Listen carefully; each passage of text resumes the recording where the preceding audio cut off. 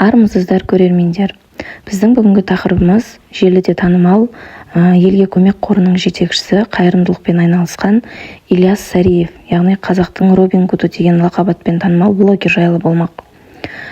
Өзі жұмыссыз, табысы жоқ азамат әлеуметтік желілерде қайырымдылық ұйымдастырып, өз қажетіне жұмсаған деп жатыр. Қазіргі таңда тергеуде анықталғандай 26 дерек тіркелген, яғни алданған адамдардың саны 26-ға жеткен. Қайырымдылықтан бөлек Ильяс Сариев туристік агенттермен байланысы бар Ақтоты Дүйсеевамен бірге арзан жолдама ұсынамыз қажылыққа деп елді алдап соққан. Яғни ақшаларын жинап алып, қажылыққа жібере алмаған бірнеше адамдар алданып қалған. Ильяс Сариевке қазіргі таңда тағылып отырған айып аса ірі көлемде алаяқтық жасады деген айып тағылып отыр. Сәлематсыздар ма? Мен де Ильястан алданған адамның бірімін. Өзім жалғыз басты анамын. Жолдасым 4 жыл болды қайтыс болғанына. Астанада жұмыс істеп жүрген жерімнен Ильяс ой сіздерге үй шықты, үйлі болдыңыздар деп бізді 2024-те август айда алып келген. Астанадан Алматыға алып келген. Содан бері біз ол жерде 10 күнде Елтай ауылында үйлі болдыңыздар деп Елтай ауылына апарып, ол жерде үй алып берін деп өтірік біреудің үйіне 10 күндей отырғызып, оның ақшасын бермеген екен. Олар бізді шығарып жеріп, содан бері квартира жүрміз, міне 3 баламен.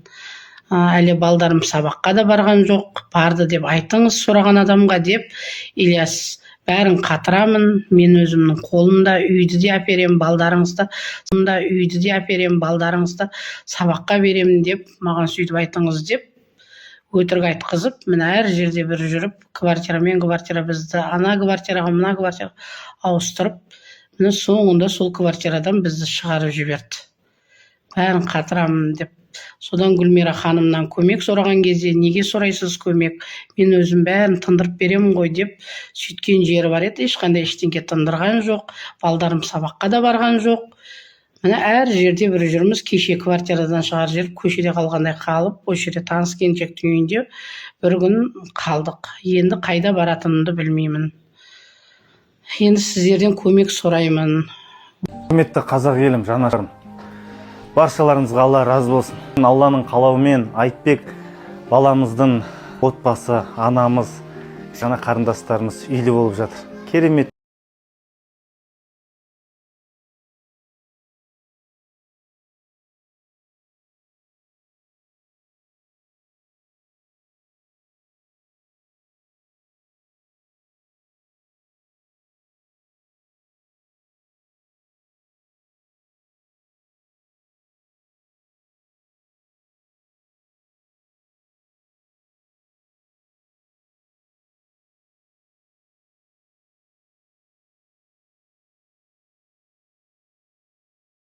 Ильяс кім? Блогер, әнші, жомарт, сері, соңғы кезде бір алаяқ деп өткенде топырлап жазып кетті.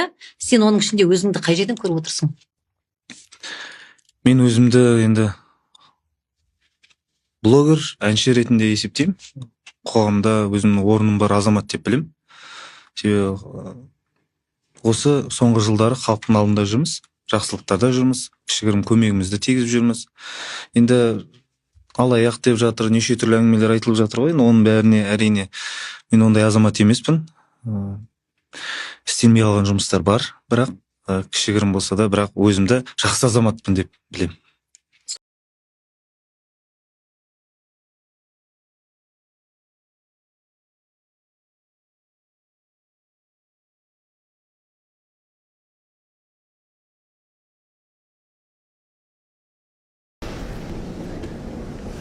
Нұрислам, қалайсың?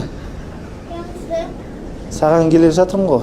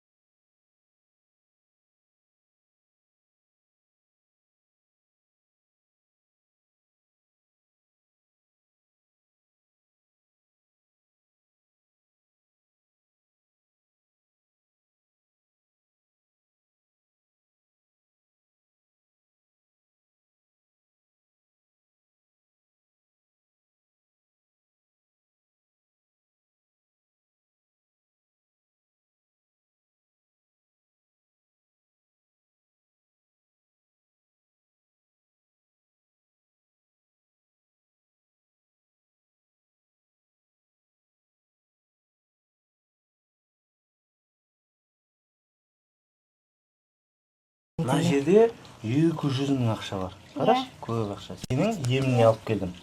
Не үшін?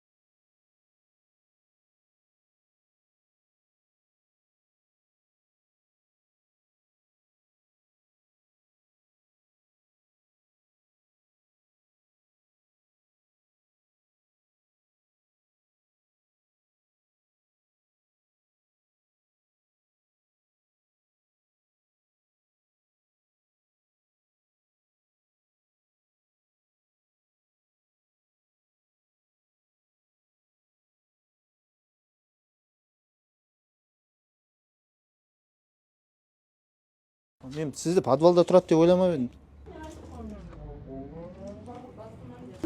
Саламатсыз. Ассалаумағалейкум. Қалайсыздар, жақсылар ма?